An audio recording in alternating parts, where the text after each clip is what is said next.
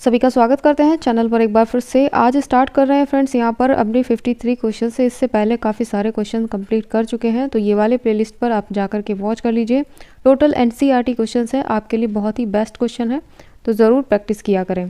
तो चलिए स्टार्ट करते हैं अपने 53 से। True breeding red I Drosophila file with plane thorax were cross with pink I file with strip thorax. तो अब यहाँ पर आपने बताया कि रेड आई प्लेन थॉरेक्स और यहाँ पर पिंक आई स्ट्रिप थॉरेक्स के बीच में क्रॉस करवाया F1 जनरेशन में। File were then test cross again the double recessive. अब यहाँ पर F2 जनरेशन की बात करें तो जो टेस्ट क्रॉस आप करवाएंगे तो उसके लिए परसेंटेज आपको निकालना है, जिसे आपने नंबर ऑफ रिकॉम्बाइंड रिजल्ट आपने जिसे कहा, ठीक है। तो यहाँ पर आपको परसेंटेज निकालना है। सबसे पहले तो देखिए यहाँ पर आप एक चीज़ यहाँ पर क्लियर कर लें कि ये वाला आपने किया क्रॉस, ठीक है। अब कराएंगे इस चीज़ का, तो सबसे पहले तो हमें टोटल नंबर ऑफ लाई निकालना पड़ेगा। तो यहाँ इसको हम क्या कर देंगे, ऐड। तो टोटल नंबर ऑफ लाई हमारा निकल करके आ जाएगा 200। अब यहीं पर आप टोटल नंबर ऑफ रिकॉम्बाइंड आप यहाँ पर टेस्ट करने वाले हैं। तो टोटल नंबर ऑफ रिकॉम्बाइंड आप यहाँ पर 16 और 12 को प्लस करेंगे। प्लस करने के बाद में आपका यहाँ पर आएगा 28। अब करना क्या है कि यहाँ पर 28 और यहाँ पर नीचे लिखेंगे आपका 200। इसका परसेंटेज आप इस तरीके से निकाल सकते हैं। तो परसेंटेज आपका क्या आने वाला है, यहाँ पर आएगा 214, ठीक है। 14 2 28, तो आंसर आपका आएगा 14। तो आपने किया क्या, सबसे पहले तो नंबर ऑफ लाई आपने निकाल लिया ऐड करके, उसके बाद नंबर ऑफ रिकॉम्बाइंड निकाल लिया। कितना आया आपका यहाँ पर 16 + 2, ठीक है। आपके F2 जनरेशन के लिए यहाँ पर आप परसेंटेज निकाल लें जो कि टेस्ट क्रॉस के अकॉर्डिंग है। अब यहाँ पर आप परसेंटेज निकालेंगे तो 28 अपॉन यहाँ पर 200 करेंगे, मल्टीप्लाई करेंगे 100 से। इसी तरीके से इसको सॉल्व कर लेंगे, आंसर आएगा 14। तो आंसर कौन सा होगा, यहाँ पर होगा B. 54. Depending upon the distance between any two gene which is inversely proportional to the strength of linkage, crossover will vary from। तो देखिए फ्रेंड्स, होता क्या है, जो फिजिकल डिस्टेंस है किसी भी दो जीन्स के बीच में, तो वो यहाँ पर स्ट्रेंथ को डिटरमाइन करती है। और जितना ही यहाँ पर क्लोज लिंकेज होगा आपके जीन्स के बीच में, तो जितना ही क्लोज होगा उतनी ही ज़्यादा स्ट्रेंथ अच्छी होती है, ठीक है, यानी कि उतनी ही स्ट्रेंथ आती है। तो यहाँ पर आंसर आपका होगा बी, यानी कि 0 से लेकर के 50% तक हो सकता है। तो चलिए नेक्स्ट क्वेश्चन नंबर 55।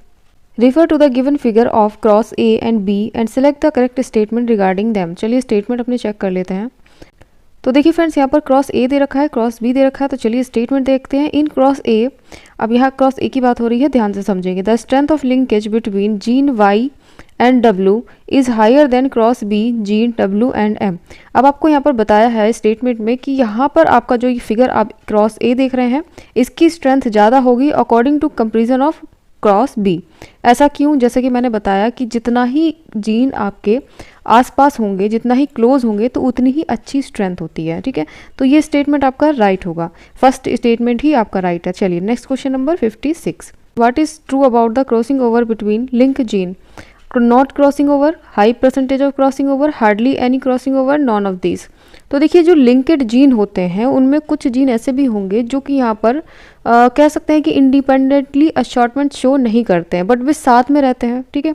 साथ में रहेंगे क्योंकि वो सेम ही क्रोमोसोम पर प्रेजेंट होते हैं, इसलिए वो साथ ही रहते हैं, अलग नहीं हो सकते किसी भी तरीके से। तो लिंकेज में क्या होता है, एक टेंडेंसी होती है पेरेंटल जीन को एक साथ में कंबाइन करने यानी कि मेंटेन करने की टेंडेंसी पाई जाती है।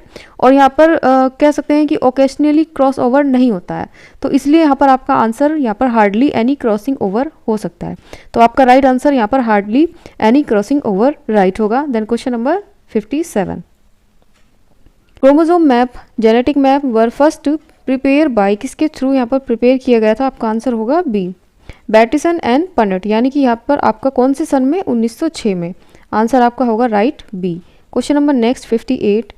The distance between gene is measure by, किसके थ्रू यहाँ पर मेजर आप इसे कर सकते हैं? m.u, यानी कि आप मैप यूनिट के द्वारा इसे आप मेज़र कर सकते हैं। किसी भी दो जीन के बीच का डिफरेंस आप मैप यूनिट के द्वारा माप सकते हैं। तो चलिए next question 59। If map distance gene p and q is 4 unit, between p and r is 11 unit, between q and r is 7 unit, the order of gene on the linkage map can be tracks as follow. तो यहाँ पर देखिए आपको distance सबसे पहले तो मापना आना चाहिए। तो यहाँ पर आपको बता दिखा है कि P से लेकर के आपका यहाँ पर Q जो डिस्टेंस रही यहाँ पर 4 यूनिट है, ठीक है, यानी कि m.u जिसे आपने कहा, यानी कि आप मैप डिस्टेंस से ही मापते हैं, तो आप यहाँ पर m.u लिख सकते हैं।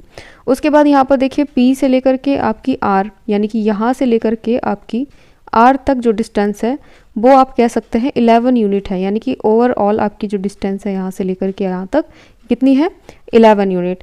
एंड क्यू से लेकर के आर की जो डिस्टेंस है वो यहाँ पर है 7 MU, कुछ इस तरीके से।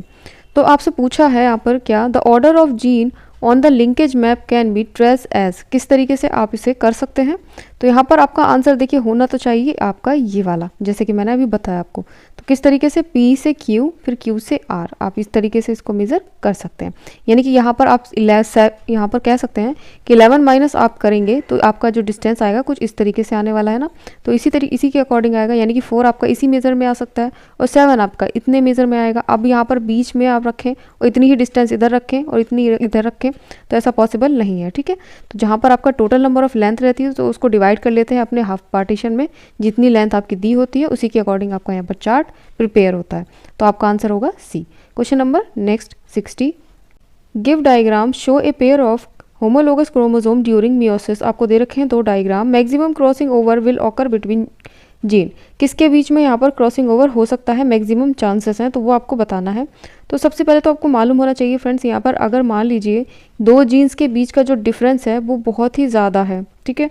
तो यानी कि जो डिफरेंस अगर बढ़ा हुआ है या ज़्यादा है तो यहाँ पर क्रॉसिंग ओवर करने की जो फ्रीक्वेंसी है तो वो क्या होगी, वो इंक्रीज़ हो जाएगी। और यहीं पर अगर दो जीन का जो डिफरेंस है वो बहुत ही ज़्यादा पास है तो वो जीन क्या करेंगे, आपस में क्रॉस ओवर बहुत ही रेयर केस में करते ही नहीं, बहुत कम चांस होते हैं, यानी कि चांस रिड्यूस हो जाते हैं।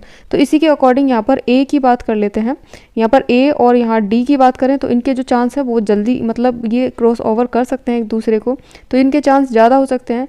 और इसी तरीके से यहाँ पर आपके जो चांसेस बनते हैं ये भी आपके ज़्यादा बनते हैं, क्योंकि ये जो जीन है वो बहुत ही दूर है। तो आंसर आपका यहाँ पर डी राइट होगा।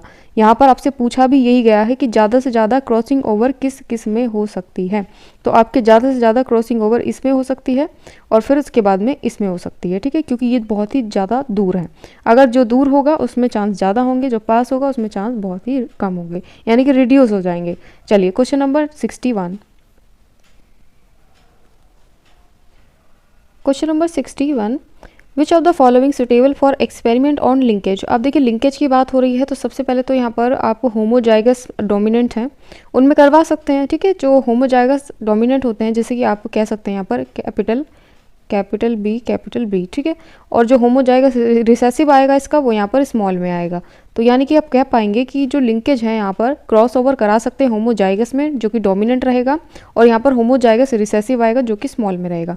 तो आपका सुटेबल सबसे अच्छा तो यही है, तो यहाँ पर आंसर होगा B.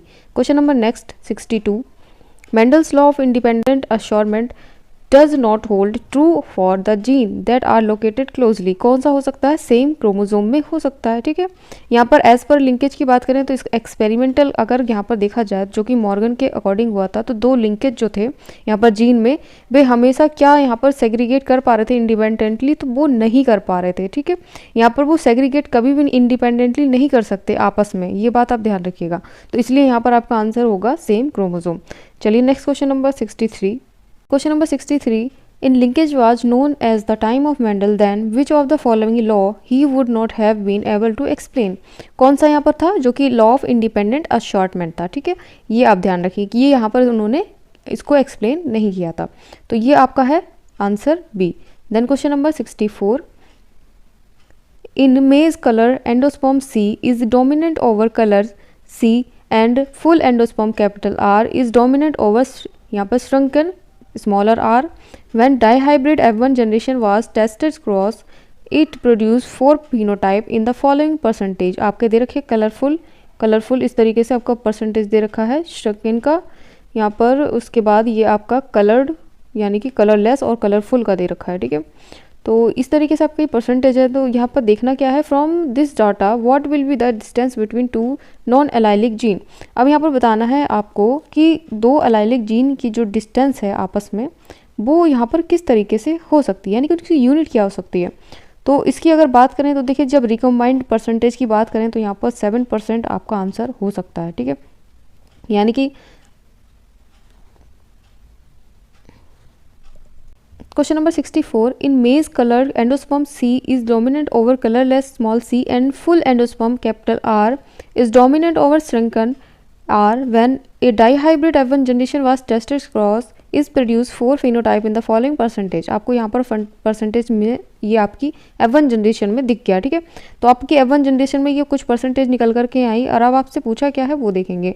From this data what will be the distance between two non allylic gene, यानी कि यहाँ पर आपसे डिस्टेंस दो अलाइलिक यानी कि नॉन अलाइलिक जीन के बीच का डिस्टेंस पूछा। तो डिस्टेंस हम किस तरीके से लेते हैं, मैप यूनिट में लेते हैं, तो हमें यूनिट में आंसर आपका निकालना है। तो इसके फ्रेंड्स सबसे पहले आपको क्या करना होगा, रिकॉम्बाइंड परसेंटेज निकालना होगा। तो इसके लिए आपको यहाँ पर कलरलेस फुल और यहाँ पर आपको कलर्ड श्रृंखन के बीच में आपको प्लस कराना होगा। तो प्लस कराने के बाद में जो निकल करके आएगी परसेंटेज वो आएगी 12%। अब यहाँ पर 1% आप ये कह सकते हैं इज इक्वल टू क्या, 1 मैप ऑफ यूनिट, यानी कि 1 map of unit is equal to 1%। तो 12 आपको निकालना है इसके बीच का डिस्टेंस। तो टोटल नंबर ऑफ यहाँ पर हमारे रिकॉम्बाइंड परसेंटेज कितना आया था, 12 है। तो कह सकते हैं कि 12% is equal to 12 map of unit, ठीक है। तो आंसर कितना रहेगा, हमें यूनिट में ही चाहिए था, तो आंसर होगा हमारा 12। यानी कि किस तरीके से आंसर आपका कहेंगे, यहाँ पर ऑप्शन के अकॉर्डिंग 12 आंसर होगा डी, ठीक है। Question number 65, which of the following are reason for Mendel success. अब कौन सा रीज़न ऐसा था जो कि यहाँ पर मेंडल सक्सेस हुए। सबसे पहले तो देखिए मेंडल्स को कह सकते हैं लिंकेज और इनकम्प्लीट डोमिनेंस के बारे में कोई भी नॉलेज नहीं था, ठीक है, ये तो आपको मालूम होना चाहिए। तो अदर ऑप्शन क्या है आपके राइट होंगे, तो आंसर आपका कौन सा होगा, बी, आंसर होगा आपका बी। तो अभी इसी के साथ में समाप्त करते हैं। तो नेक्स्ट अपना जो टॉपिक रहेगा तो रहेगा पॉलीजेनिक इनहेरिटेंस, ठीक है। उसके बाद में अपना कुछ और भी टॉपिक्स हैं तो वो भी कवर करेंगे। तो अभी के लिए इतना ही, जल्दी से वीडियो लाइक कर दें, चैनल को सब्सक्राइब करके बेल आइकन प्रेस कर देना। एनसीईआरटी के बेस्ट क्वेश्चन है, ज़रूर से इनको पढ़ा करें। चलिए, thanks for watching dear friends.